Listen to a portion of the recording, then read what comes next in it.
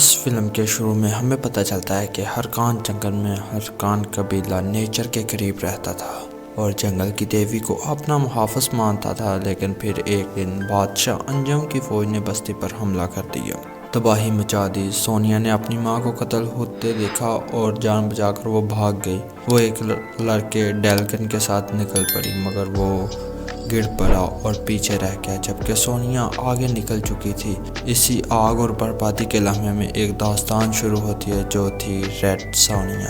20 سال بعد سونیا جوان ہو چکی تھی، روز جنگل میں گھومتی تاکہ اپنے قبیلے کے زندہ بچنے والے لوگوں کو ڈھونڈ سکے۔ اس کا گورا فیئر ہمیشہ اس کے ساتھ رہتا تھا۔ ایک دن وہ جھیل کے پاس گئی جہاں جنگل کی دیوی کا مجسمہ تھا۔ اس نے دعا کی اور گھوڑے کو نہلایا۔ اسی وقت اس نے دیکھا کہ کچھ کرائے کے شکاری جانور پکڑ رہے ہیں۔ جانور کمزور لگ رہے تھے ان شکاریوں کے سامنے، اس لیے اس نے فیصلہ کیا کہ انہیں بچانا ہے۔ بچپن سے ہی اسے سکھایا گیا تھا کہ جنگل کے جانوروں کی حفاظت کرنا فرض ہے۔ سونیا نے شکاریوں کا پیچھا کیا اور ان کا اڈا ڈھونڈ نکالا۔ رات کے وقت اس نے گھوڑا باہر چھوڑا اور دبے پاؤں قریب گئی۔ جھاڑیوں سے اس نے دیکھا کہ وہ جانوروں کو پنجرے میں بند کر رہے ہیں۔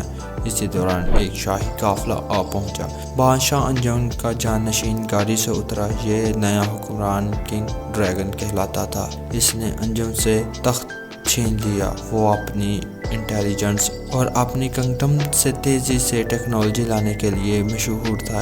اس کے ساتھ ایک خاتون گارڈ آیانا بھی تھی۔ وہ یہاں شکاریوں کی پیش رفت دیکھنے آئی تھی۔ شکاریوں نے رپورٹ دی کہ انہوں نے ریسرچ کے لیے جانور پکڑ لیے ہیں، مگر وہ سائیکلپس کو نہیں پکڑ سکتے کہ ڈریگن کو تلاش تھی۔ اس کے بجائے وہ کچھ لوگوں کو جنگل کے کنارے سے گرفتار کر لائے تھے۔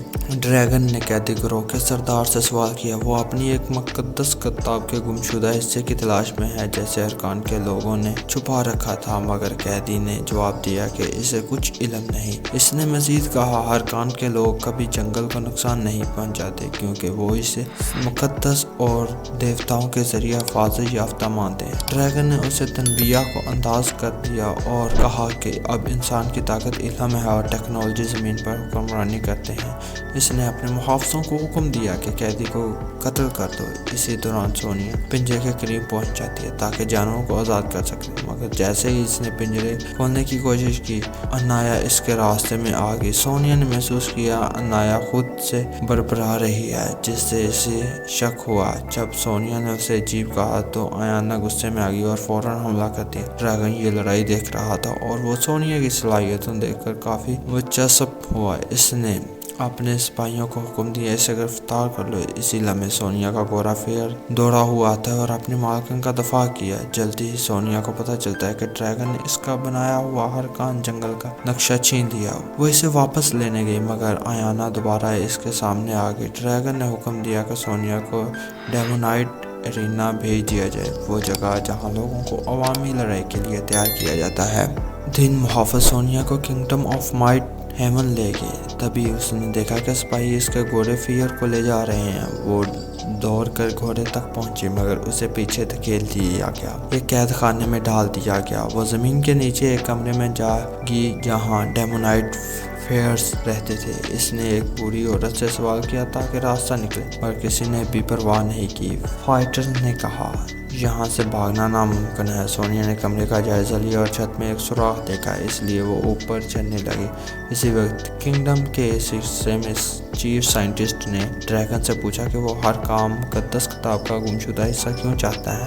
ڈریگن نے بتایا جو آدھی کتاب اس کے پاس ہے، اس نے پہلے ہی اس دنیا پر کنٹرول حاصل کرنے کا وعدہ کیا ہے۔ اسی نیم حصے کی بدولت اس کنگڈم میں تیز رفتار ٹیکنالوجی آ گئی ہے۔